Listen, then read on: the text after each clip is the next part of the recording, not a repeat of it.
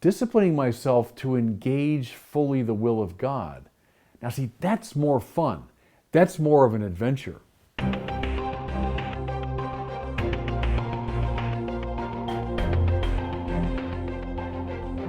Welcome back to the Word on Fire show. I'm Brandon Vaught, the host and the content director here at Word on Fire Catholic Ministries. If you're watching the video version of this podcast, you're seeing something very new. You see me with a background, but you also see Bishop Barron in a new studio with a new big background.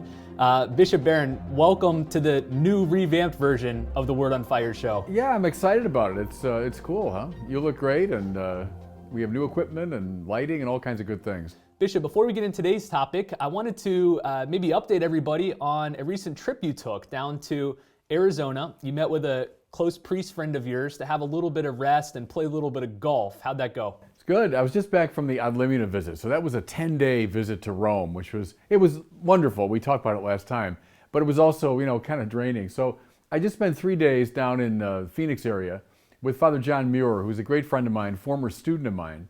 And John is a scratch golfer. So we just spent, 3 kind of intense days playing golf. So I'm just back from that trip. Well, today I want to talk about an ancient philosophy that has gotten new legs under it and is experiencing some sort of a revival, especially among young, tech-minded people, especially in Silicon Valley, out close to where you are, and that's Stoicism. Just a quick background on what's going on and why it's taking off. It's been profiled in several major newspapers and magazines. For example, the New York Times had a big article recently titled "Ryan Holiday Sells Stoicism as a Life Hack Without Apology." I'll get to Ryan Holiday in a second. The Quartz publication says Silicon Valley tech workers are using an ancient philosophy designed for Greek slaves as a life hack. And Wired magazine, probably the most popular tech periodical in the world, says all that's good and bad about Silicon Valley's Stoicism fad. So Stoicism's kind of having this cultural moment. There's a lot of things that explain why it's become suddenly popular. We'll get into some of them. But one of the leading figures is this man named Ryan Holiday. He's a young guy. I think he's in his mid-30s or so, but he's authored several best-selling books that popularize Stoicism, books titled "The Obstacle is the Way," "Ego is the Enemy," and he's got a bunch of little daily devotionals promoting Stoic philosophers. Now, colloquially, I think when people hear the word Stoicism, they think a Stoic is someone who just represses their feelings. They show no passion, they shun pain, they shun pleasure, they shun grief, they shun joy, but Stoicism has, I think, a richer background, a richer history. Maybe you can talk a little bit about Stoicism in the ancient world. Well, you're right. It's one of the leading philosophies in the ancient world. In the wake of the sort of golden period of Socrates, Plato, Aristotle, we're talking maybe 100 years or so after that, Zeno, the founder, not Zeno of Zeno's Paradoxes, who's a much earlier figure, but Stoicism from Stoa just means the porch. They used to gather at this porch on the Agora in Athens. There's a metaphysical side to Stoicism in the ancient world. I'd say a sense of fate or the reasonability of nature, that things are as they ought to be. And the challenge is to adjust our own sort of passions and feelings and emotions to be in line with those great objectivities. So the Stoics, based on their metaphysics, had a kind of ethical theory that a lot of our suffering comes from false expectations, from exaggerated emotions and feelings. If we can align ourselves, our logos, our reason, with the logos that's out there in the world, sort of nature, the way things are, then we'll come to a sort of peace. They're in line in a way there with the classical tradition of Plato and Aristotle, looking for what Aristotle called eudaimonia, which just means happiness. Their account is a lot of our unhappiness comes from unrealistic, exaggerated expectations. If we can change those, we can find an equilibrium. There's an old saying, this from years ago, that you have 2 options. One is you could carpet the entire world. The other is you put 2 little carpets on your feet, put 2 little slippers, so that you change something in you that enables you to make your way through a difficult world. And that's kind of a Stoic perspective. So there is a metaphysical side, there's an ethical side. Think of someone like the Emperor Marcus Aurelius. I mean, one of the remarkable people in Western history, not only this extremely successful military and political figure, but also a philosopher of a pretty high order. He represents Stoicism, so now in the 2nd century AD. Seneca is another major figure there. So some key players who were trying to help the people of their time to find equilibrium. And as you suggest, and I'm glad you told me about it, I didn't quite realize how sort of in vogue this was, but how a lot of people today are trying to find equilibrium through it. We'll talk in a little bit about the overlap, the similarities between Christianity and Stoicism, because there is a lot. There's a lot that I think Christians and Stoics share in common. But first, I want to spend a little bit of time exploring why it's become in vogue, why this 21st century renaissance of Stoicism. Again, there's been a lot written on this, a lot analyzed. It seems that there are a few ideas floating to the top about why it's experiencing this resurgence. So first of all, there's a lot of young people, especially young men, who have become disenchanted with traditional religion, but they're still looking for some sort of organizing philosophy for their life. And Stoicism kind of fits that bill. Here's a quote from one of the leading proponents of Stoicism, Massimo Pigliucci. He's a philosophy professor. He says, "There's something very appealing for me as a non-religious person in the idea of an ecumenical philosophy, one that can share goals and at least some general attitudes with other major ethical traditions across the world." Do you see that like when Christianity sort of goes off the radar for a lot of young people, they look at all the other prevailing philosophies, and Stoicism seems like a happy compromise? Yeah, I'll say a couple things there. One is to quote one of my intellectual heroes, Cardinal George, that the revival of philosophy is a very important thing for our time. He felt that the science-religion debate was too starkly stated. There's a middle position, namely philosophy. When you tell people it all comes down to science, something in the soul is going to rebel against that, because there are needs that we have, aspirations we have that can't be met by scientific knowledge. And so the revival of the philosophical traditions doesn't really surprise me, given the decline in traditional religion. Second observation is, maybe even you sensed it in my brief description there of Stoicism, there are important points of contact between Stoicism in the West and certain forms of Eastern philosophy. Think of Buddhism especially, a kind of detachment, a sort of Zen calm that comes from, a certain control over the self and its passions. So I think that's the point he was making there. There's an ecumenical quality to it. And can we find, he probably would say, a general, universal kind of philosophy, even as the religious impulses have faded? Now, I think we can very ardently defend classical religion too, but given our time, I understand why they might feel this way. Many observers have pointed out that you had the whole self-help phenomenon of the 80s and the 90s, lots of books and lots of ink spilled on that. But then that's kind of evolved into this emphasis on mindfulness and self-awareness and the inward turn. And Stoicism majors in all of those things. It's all about looking in yourself and configuring your interior life to respond to the given reality instead of looking outward, say, to a god or to a religious faith. Do you think that's part of its appeal too, is that it's an inward-focused philosophy? Right. That's one of the basic impulses of the Stoics, is we can't really control much of what's out there in the world. The world is going to be itself, and it's good and it's bad. It helps us, it harms us, and that's just the way it is. But we can control our reactions to it, our expectations in regard to it. So it's a set of practices. That's important too, Brandon, that for most of the ancient philosophies, including Aristotle and Plato, philosophy was not just a theoretical system, it was a manner of life. It was meant to produce eudaimonia, ultimately happiness. And so I think that appeals to people too. As you say correctly, and look at the bookstores, there's shelves and shelves of self-help books. How do I find peace or joy or happiness? And the Stoics have that quality of like, here's certain disciplines and practices you can follow.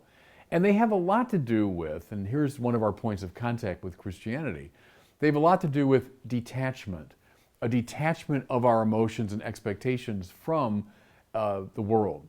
And again, there's a point of demarcation and a point of contact there with the classical Christian writers. Here's one more suggestion of why Stoicism is experiencing this resurgence now. There, in the late 20th century especially, was a rising interest in virtue ethics. And I want you to define what that is. But virtue ethics, popularized in recent times by philosophers like Alasdair MacIntyre and Martha Nussbaum, they've made virtue ethics a theory that's an alternative to the dominant systems promoted by Kant or utilitarian and consequentialist philosophers. This is kind of heady stuff, but I do think it gets it to the heart of why Stoicism is popular today. Talk a little bit about the ethical, moral framework that Stoicism brings into bear. Yeah, I like that revival. I very much resonate with people like Alasdair MacIntyre. And also, I would say, my great hero, St. Thomas Aquinas, was a virtue ethician, if you want. What are the practices and habits that make possible the attainment of certain goods? And that's a way to construe a virtue framework. It goes back to Aristotle. If I identify certain ends that will fulfill my deepest desires, okay, how do I get there? Well, I have to battle to some degree against false inclinations in myself. Now, we would say, as Christians, we're fallen. Aristotle wouldn't have used that language, but he knew that there are competing inclinations, some in favor of that good, others that run against it.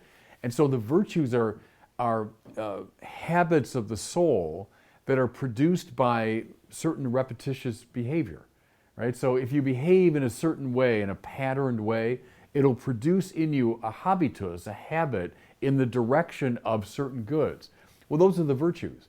And so it's a way of talking about or thinking about the ethical life. How do you cultivate these habits that will make the attainment of the good possible? And the Stoics, yes, are in that tradition, if you want. The good in question would be this, eudaimonia, this sort of sense of balance and harmony with the world. How do you find it? You find it through a set of practices and certain disciplines.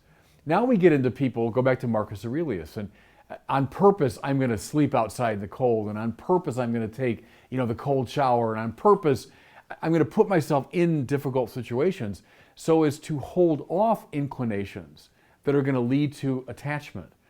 The Stoics talk too, interestingly, and there's a point of contact with Christianity here too, contemplating your own death, for example, to cultivate a detachment from what frightens us the most. Don't run away from that. Think about it, maybe even every day. Well, for somewhat different reasons, Christian monks have recommended that too, is imagine your own death. Have a skull on your desk, for example. But there's something of the Stoic detachment from fear and expectation in putting yourself in the most difficult situations. That's a type of habituation toward virtue. What I find interesting in the early church is how readily they embraced many forms and elements of Stoicism. We read about St. Paul interacting with Stoic philosophers in the book of Acts, and then you have many of the early church fathers recommending Stoic practices, quoting Stoic philosophers. I'm thinking especially of St. Ambrose, who wrote about Stoicism very often. Marcus Minucius Felix, and then Tertullian also was a somewhat big fan of Stoicism. Talk about the early church's ability to appropriate pagan philosophy and find points of contact. They didn't just see a philosophy like Stoicism and say, nope, it's bad, it's non-Christian, we don't want to have anything to do with it, we're all rejecting all of it. They always found the good, even in competing worldviews. The great image there from the church fathers is when the Israelites leave Egypt after their captivity. They take the spoils of the Egyptians, right? They go and they take what's best in Egypt. It's kind of an aggressive image, but they use that to say we can move into cultures other than our own and take what's best in them and appropriate that to our own purposes. So that's what happened with Stoicism, is we took elements of it and we said, okay, we're not going to buy the whole program, but we find these moves or these recommendations agreeable to a Christian framework. All right, let's spend the rest of the episode talking about some of these points of contact, some areas where Stoics and Christians can agree. So perhaps the fundamental premise of Stoicism is that you can't control the world around you, but only the way you respond to it. Here's a quote from Seneca, one of the famous Stoic philosophers. He says, "The happy man is content with his present lot, no matter what it is, and is reconciled to its circumstances. The happy man allows reason to fix the value of every condition of existence. Is this how Christians would view the world too? Is it similar or is it different? It's both and, right? So, you know, Jean-Pierre de Caussade argued, and it's the one point he made, one of the most, I think, interesting spiritual writers, but made one point over and over again. Namely, whatever happens, whatever exists, is in one sense or another the will of God. Either actively, God is actively desiring this, or at the very least, God is permitting it. Now, that's the ground, if you want, for something like a Stoic acceptance of things. When you go through your day and say, okay, whatever happens to me is in some sense the will of God. And my goal, indeed, is to align my mind and will to the mind and will of God. Now, here's a point of demarcation, though, I would say, and it hinges upon that active versus permissive distinction. Are some things willed by God permissively so that we might fight against them? That God allows certain things to be, not because they're good in themselves or we just kind of have to roll with it and accept it, but rather God might be inviting us to engage in combat against it. That our own virtue will be increased precisely by our struggle against certain evils. Here's a little spin on it. A line I've always loved from Jose Maria Escrivá is, instead of saying, boy, that person is annoying me, say, that person's sanctifying me. Now, there's something of the Stoic in that. Namely, okay, I'm not trying to change the world, but I'm changing my attitude toward the world. Instead of seeing this person as just a jerk and why is that person bothering me?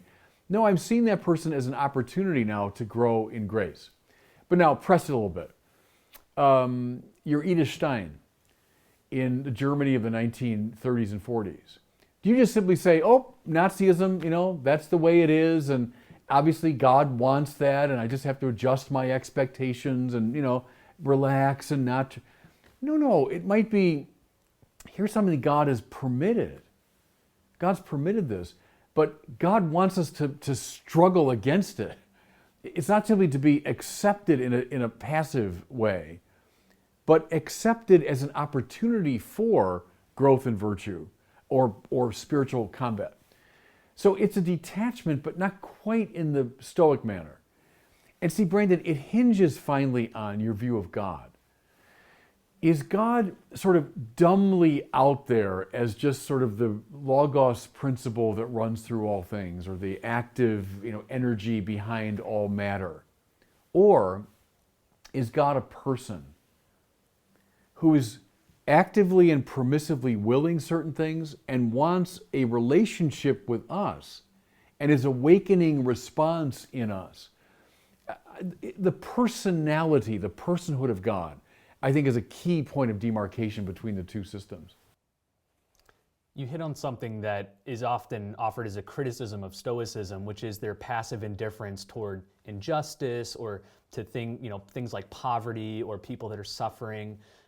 They kind of just shrug their shoulders and say, well, it is what it is, and they just need to learn how to accept it. But Christians not just work toward righting injustices, righting wrongs, but there's also the element of prayer where we beg God to change things, to make things different than they are. So I think, like you said, the both and of, we learn how to respond to the givenness of reality and accept it in a way because it's part of the permissive or active will of God. But we also recognize the world isn't as it ought to be, and God's made us agents to help change it. I'll say something too, Brandon, about detachment, because that's a word that the two systems have in common.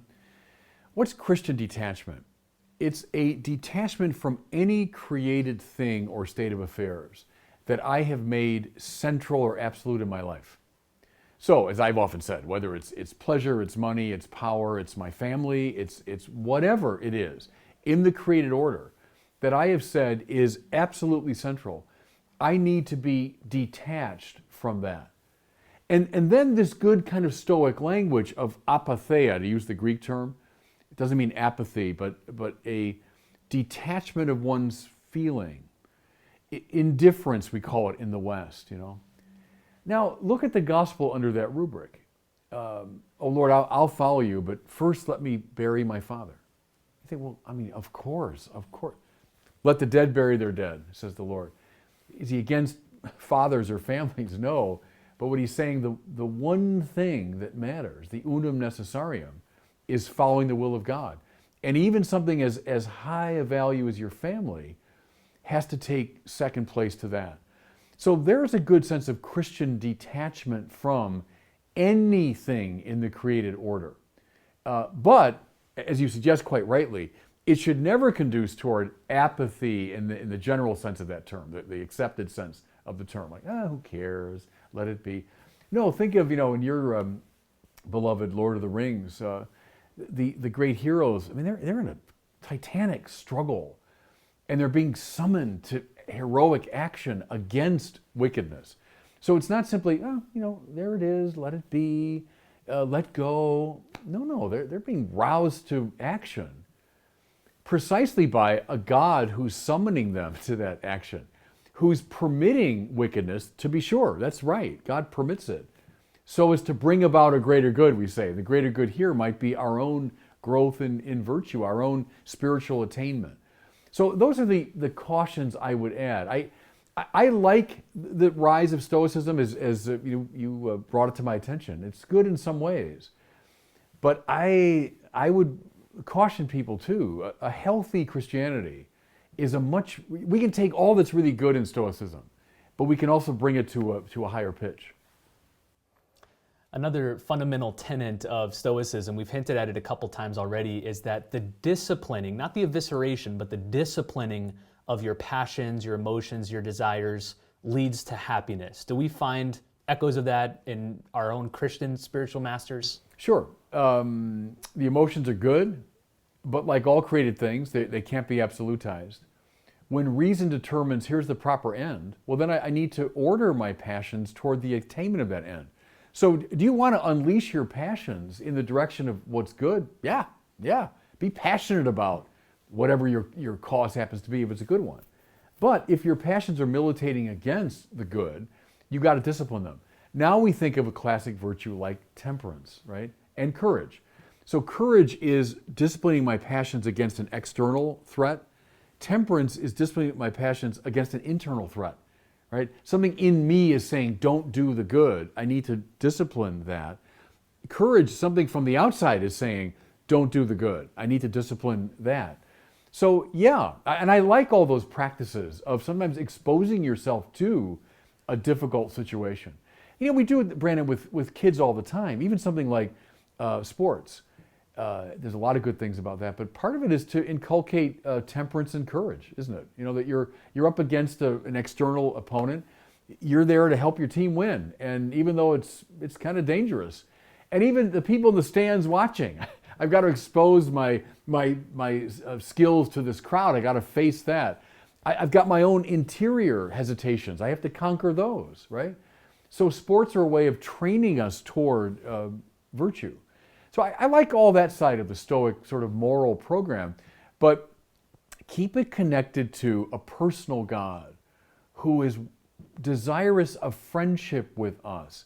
It's not just a kind of acceptance of the order of the world as it is. A very good example, Brandon, of a, not contemporary, but a more modern Stoic is Spinoza, the philosopher. Deus sive natura, he said. God or nature, they mean the same thing. And nature is just there. Natura naturans, he said. Nature is naturing. Nature is just doing its thing. And our job is to just get in line with it, get in tune with it, accept its rhythm, stop fighting it, stop expecting something else. I get the Stoic principles undergirding that. But I'm much more with Tolkien. It's not like just a bland acceptance of it. It's disciplining myself to engage fully the will of God. Now, see, that's more fun. That's more of an adventure. All right, let's close with this, Bishop. I'm going to set up an imaginative scenario. Suppose that a young, tech-savvy Silicon Valley guy comes to you. He's been reading books by Ryan Holiday with this modern Stoicism. Maybe he's exploring Marcus Aurelius' Meditations or Seneca's Reflections on Death. He comes to you and says, hey, I'm excited about all of this. What do you recommend to him? If Stoicism might be a stepping stone on the path to Christianity, what's the next step you'd recommend to him? I'd recommend maybe the spiritual exercises of Ignatius of Loyola, which have a lot of the Stoic sense of detachment. I might recommend St. John of the Cross and his writings, which include a lot of what's best in Stoicism. I'd recommend the Church Fathers, who talk a lot about detachment and attachment. I think all those would be ways of appropriating what's best in Stoicism, but also moving it to a higher pitch and a higher plane.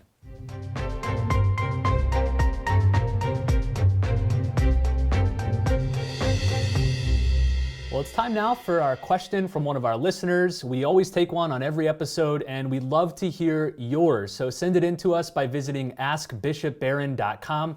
That's where you can record your question, and we might air it on a future episode. Today we're hearing from Andrew, who lives in Little Rock, Arkansas, and he's asking about the word holy and how it relates to God. Here's Andrew's question. Hello, Bishop Barron. I am Andrew from Little Rock, Arkansas. In your show, you've said that the word holy means to be set aside for a particular purpose. So in the Mass, we say, "You are indeed holy, O Lord." What exactly does this mean when we say that God himself is holy? It means that God is other, and that means other than anything that's in the world, other than any of the finite things around us. And that's a very important move to make philosophically, first of all, because many points of view in philosophies and religions will say that God is the greatest thing among things. He's the highest type of being. And our tradition would say, no, God is totaliter aliter, to use the Latin. He's totally other. Not a thing among things, not a being among beings, but the very source and ground of the existence of the world. And that's the holiness of God. That God is awesome, that God awakens in us a sense of sublimity and wonder. All that is correlate to God's holiness. Now, you said correctly earlier, when we make something holy here below, we're setting it apart, making it separate, but for the sake of serving God. So we're not like separating God out when we say he's holy. We're saying by his very nature, he's other than the world and deserves therefore our worship and not just our admiration or our interest, the way any good in the world would. God awakens properly our worship, which is the proper correlate of holiness.